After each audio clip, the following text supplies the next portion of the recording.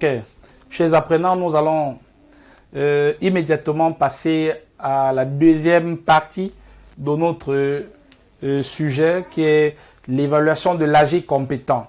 Ici, vous êtes appelés à faire montre de votre esprit d'analyse, de discernement, de remise en question et surtout faire preuve d'un examen dialectique afin de déceler effectivement dans le cadre d'un sujet de type citation le mérite qu'on peut attribuer à la pensée de l'auteur. Que dit le sujet concrètement? Ernest Renan soutient que la science seule peut, il y a un concept clé là, seule peut fournir à l'homme les vérités sans lesquelles la vie ne serait pas supportable. Ça veut dire que pour Ernest Renan, si la science n'existait pas, la vie de l'homme n'aurait aucun sens. Donc la science, aux yeux d'Ernest Renan, est la seule discipline, entre guillemets, qui pourra permettre à l'homme de mener une existence digne et épanouie. Cela suppose que si d'aventure la science n'avait pas existé, la vie de l'homme serait une vie très triste, une vie douloureuse, parce que ce dernier serait confronté à un ensemble de problèmes, à un ensemble de situations dont il ne disposerait pas de solution. Donc pour Ernest Renan, la science serait donc une sorte de panacée, entre guillemets, une solution miracle, et une solution qui amènerait l'homme à améliorer quantitativement sa condition d'existence. Donc lorsque vous avez un sujet de type citation, comme c'est le cas, il faudra comprendre le nœud de la pensée de l'auteur. Qu'est-ce qu'il entend défendre? Parce que c'est en fait ce travail que vous devez faire dans la première partie de votre devoir. Donc ce travail préliminaire, c'est le travail préparatoire brouillon. Ne jamais le consigner sur votre copie. Le travail d'analyse et de compréhension du sujet se fait uniquement au brouillon. C'est un travail de fourmi. On vous demande de disséquer les concepts comme en dissertation, de les analyser pour comprendre la quintessence. Et à partir de cette compréhension, vous pouvez facilement déceler l'idée qui a habité l'auteur au moment de la déclaration, au moment de son point de vue. Donc, on va répertorier comme en français les concepts clés. La science seule peut fournir à l'homme les vérités sans lesquelles la vie ne serait pas vitale. Comme concept clé, nous avons identifié 6. Le premier concept, c'est la science. On peut définir la science comme un ensemble de connaissances ou d'études qui visent l'explication rationnelle, méthodique et objective des phénomènes. Pourquoi? Parce que la science s'oppose à la magie, la science s'oppose à la sorcellerie. Tout ce qui est science est rationnel, c'est-à-dire que dont l'homme peut effectivement cerner avec la raison. C'est-à-dire vous dites une chose à quelqu'un et cette chose est compréhensible parce que la raison de l'homme la saisit la chose en question. Donc, le deuxième concept, seul, c'est un adjectif qui signifie unique, qui signifie l'exclusivité. Quand vous dites qu'à moi seul j'ai fait, c'est-à-dire que vous avez exclu la possibilité d'envisager que les autres puissent faire ce que vous avez ou ce que vous revendiquez avoir fait. Donc, le troisième concept, c'est fournir. Fournir, donner, attribuer, procurer, mettre à la disposition. Et l'autre concept, c'est le concept de l'homme. L'homme ici est saisi comme l'être humain, comme l'être doué de raison. Il faut toujours tenir compte. Et l'explication des concepts n'est pas l'explication du dictionnaire. J'ai toujours rappelé aux apprenants qu'on explique les concepts en tenant compte de la réalité du sujet. Parce que si vous définissez les concepts tels que le dictionnaire vous propose, vous allez facilement passer à côté de la compréhension du sujet.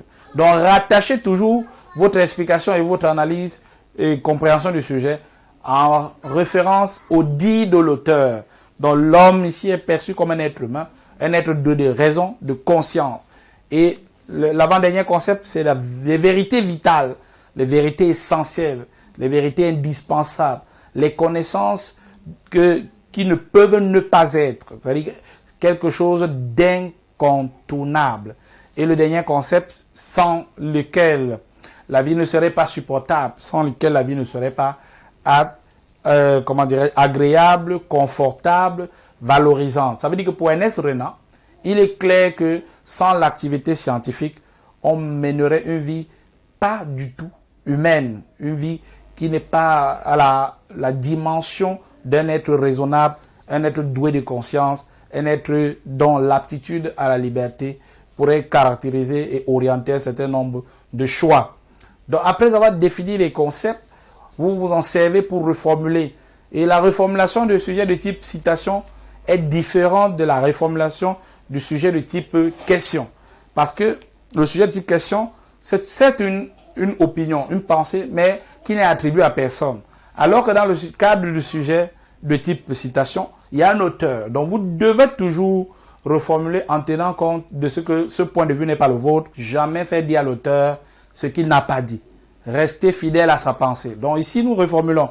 Selon Ernest Renan, la science a l'exclusivité des vérités dont l'homme aurait besoin pour s'épanouir et effectivement se réaliser dans la plénitude de son être. C'est-à-dire, d'après Ernest Renan, si la science n'avait pas existé, il y aurait un ensemble de connaissances qui ferait défaut à l'homme et qui entacherait la qualité de sa vie. Donc, à partir de là, nous identifions le problème. Quel est le problème que Ernest Renan veut résoudre à travers cette déclaration? Il veut donc montrer, il veut donc poser le problème, effectivement, le problème de la place, la valeur qu'on pourrait attribuer à la science dans la vie de l'homme. Un élève aurait pu aussi parler de l'importance, on pourrait tolérer, certes. Mais ici, c'est beaucoup plus un jugement de valeur. Ernest Renan porte un jugement sur la science en la caractérisant comme une activité indispensable pour quiconque entend mener une vie digne, une vie humainement acceptable. Donc, ce sujet pose le problème de la véritable valeur de la science. Et donc, après avoir identifié le problème, nous allons questionner donc cette idée-là pour pouvoir envisager les pistes de résolution du dit problème. Donc, la problématique est simple. En quoi est-il fondé? Nous sommes dans un sujet type citation. C'est-à-dire que c'est un point de vue. Vous devez respecter l'idée qui voudrait que dans la thèse, vous vous expliquez, vous analysez et vous justifiez le point de vue de l'auteur. Donc, en quoi est-il fondé d'affirmer avec Ernest Renan que la science est l'unique, parce qu'il a dit seul, est l'unique discipline qui puisse aider l'homme à améliorer, à parfaire sa condition d'existence. Donc, il s'agit de montrer avec Ernest Renan les raisons pour lesquelles on pourrait considérer la science comme cette activité indispensable pour quiconque entend mener une vie épanouie et digne. Dans la deuxième partie, deuxième question, nous faisons remarquer à Ernest Renan qu'il y a un ensemble d'éléments qui lui échappent. Et à partir de ces éléments-là, on peut discuter de son point de vue. Donc, s'il établit que la science est incapable de répondre à toutes les préoccupations de l'homme, parce que quand Ernest Renan dit seul, vous conviendrez avec moi que la science n'a jamais résolu les problèmes d'ordre psychologique. Donc, il y a un ensemble de problèmes qui échapperaient au champ d'action de la science. Et à partir de là, on fait remarquer donc à Ernest Renan qu'il y a lieu de penser l'épanouissement de l'homme en tenant compte d'un certain nombre de savoirs autres que la science. Ça peut être la psychologie, ça peut être d'autres disciplines comme la sociologie. Il y a bien d'autres disciplines qui permettent à l'homme de comprendre son milieu, de comprendre son mode de vie et de pouvoir s'acclimater dans le cadre de vie qu'il est appelé à mener. Donc la dernière question, elle est simple. Au-delà de l'objection, quel enseignement, quel intérêt peut-on accorder à la pensée de l'auteur? Donc voilà la démarche du sujet de type citation. Dans la première partie de la rédaction de votre devoir, ici je me suis abstenu à rédiger une introduction pour éviter de faire des introductions passe-partout. Vous devez simplement savoir qu'ici, une introduction est constituée d'un ensemble d'éléments. Le premier élément, c'est amener le sujet. Amener le sujet, on a plusieurs approches. On a l'approche par contraste, c'est-à-dire dans le cadre du sujet de type citation, que devez-vous faire? Vous devez chercher un auteur qui ne pose pas le point de vue de l'auteur du sujet et les mettre en opposition. C'est-à-dire que on appelle ça l'entrée par choc d'idées, l'entrée par contraste. Vous prenez un auteur quelconque qui montre que la science a forcément des problèmes. On pourrait prendre Henri Bergson, pour faire simple. Il est l'humanité gémit, écrasée sous le poids des inventions qu'elle a elle-même fait. Donc là, Henri Bergson montre que la science, effectivement, a été à l'origine ou a engendré un ensemble de dérapages. Partant de là, on ne pourrait donc confier le destin de l'humanité à la science seule. Donc, à contrario, Ernest Renan soutient que, donc, je mets donc ces deux auteurs, Henri Bergson, opposés à Ernest Renan. J'ai déjà amené le sujet. Après avoir amené le sujet, je pose le problème. De cette opposition d'idées découle le problème 2. Je mets le problème et après, je copie seulement mes questions de la problématique. L'introduction est terminée. Après l'introduction, je saute 2 ou 3 lignes. C'est très important. Je saute 2 ou 3 lignes pour aborder le développement. Le développement reste le même, mais on doit toujours être succinct parce qu'on est tenu par l'impératif du temps. C'est 4 heures. Autrefois, c'était 4 heures pour faire soit la dissertation, soit le commentaire. Maintenant, c'est 4 heures pour faire et la dissertation et le commentaire. Donc, on n'attend plus de vous des développements assez denses. Allez droit au but. Donc, la première partie de votre développement, dans le cadre du sujet de type citation, vous devez expliquer et justifier le point de vue de l'auteur. Montrer en quoi il a raison de dire ce qu'il dit. Si Ernest Renan estime que la science, à elle seule, suffirait à améliorer les conditions de vie de l'homme au point de conditionner une existence épanouie, quelles peuvent être les raisons? Quels peuvent être les motifs? Donc, on comprend donc que, d'après Ernest Renan, on peut considérer la science comme l'unique planche de salut. Donc, la science serait donc effectivement cette activité qui offrait à l'homme un ensemble de possibilités grâce auxquelles il pourrait améliorer considérablement son existence. Donc, au dit d'Ernest Renan, la science, de par son efficacité, souvenez-vous qu'aujourd'hui, c'est un concept incontournable, le concept de mariage entre la science et la technique. C'est en cela que la science est devenue opératoire, elle est devenue efficace, elle apporte un ensemble de solutions à notre problème, d'où le concept de technoscience, le mariage entre la science et la technique. Voilà pourquoi on dit que la science, de par son efficacité, elle a permis aux hommes aujourd'hui d'avoir des enfants même sans, effectivement, la stérilité n'est plus un drame, un certain nombre de maladies trouvent solution avec les prouesses de la science. Donc c'est en cela qu'on dit que le versant pratique apparaît incontestablement de nos jours comme la voie de salut. Elle est grâce à sa combinaison à la science, ce que j'appelle la technoscience, le mariage entre la science et la technique, cette discipline procure à l'homme le bonheur.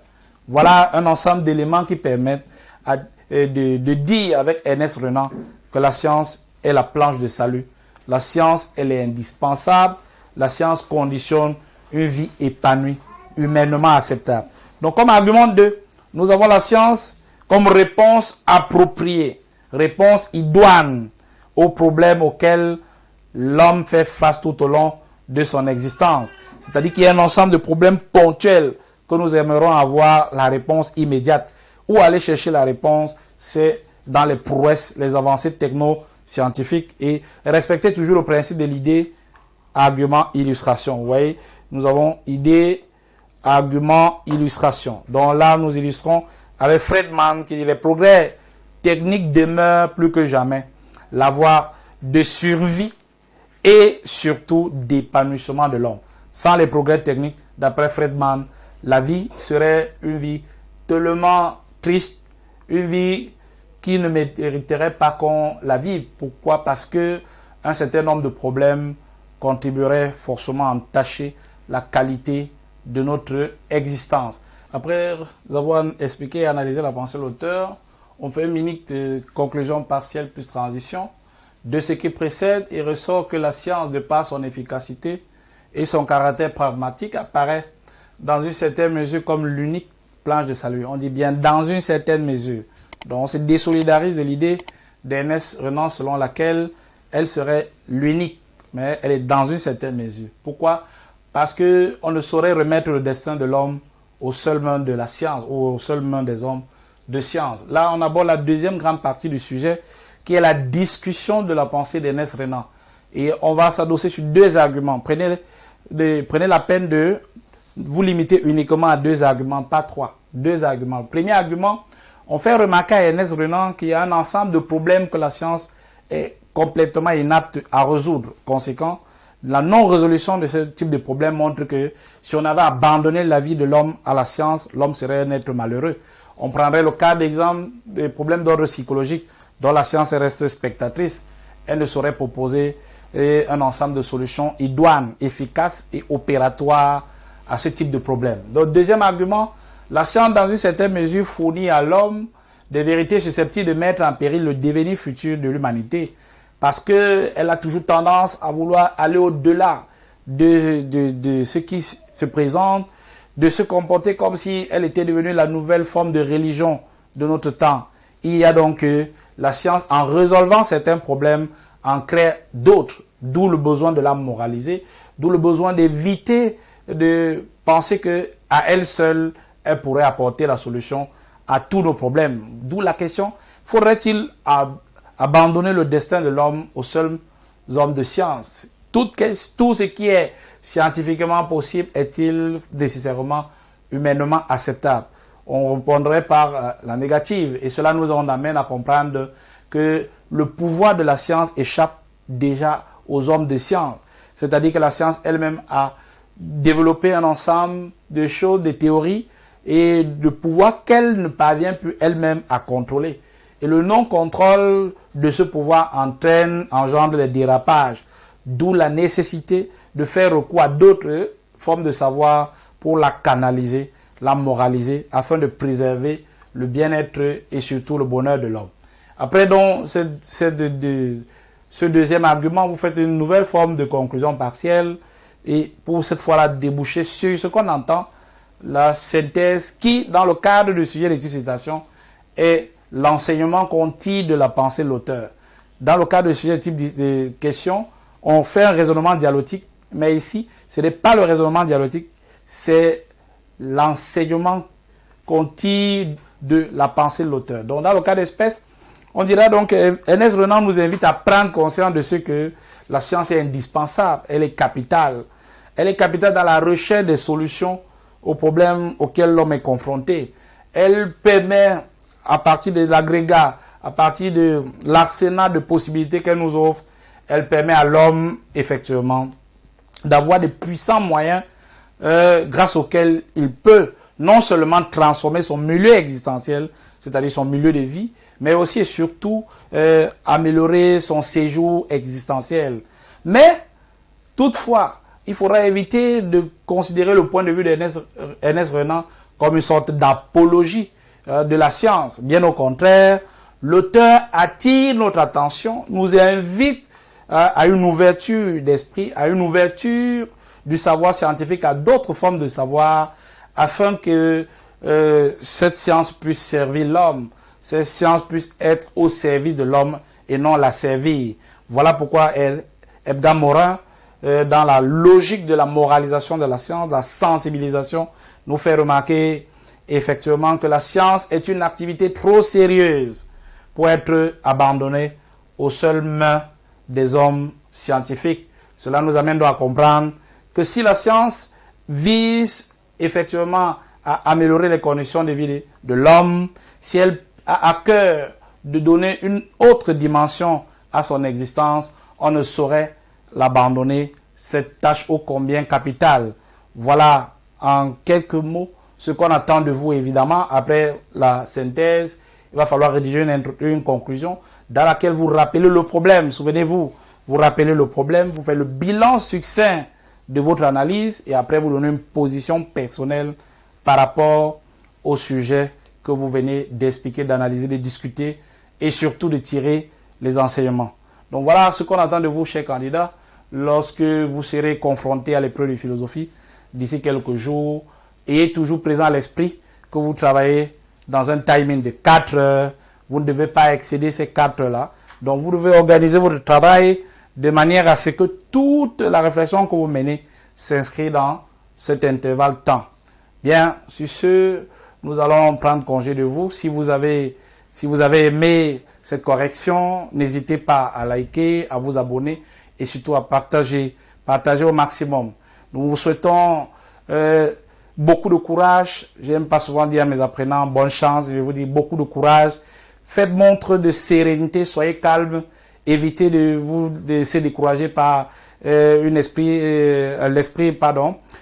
de vouloir toujours avoir ce que vous allez faire avant le jour dit. Donc, soyez concentrés, révisez tout ce que vous avez fait avec vos enseignants, soyez zen. L'épreuve de philosophie, tout comme les autres épreuves, sera forcément une épreuve abordable. Sur ce, je vous souhaite beaucoup de courage et beaucoup de réussite à vous tous, chers candidats, pour le baccalauréat 2021.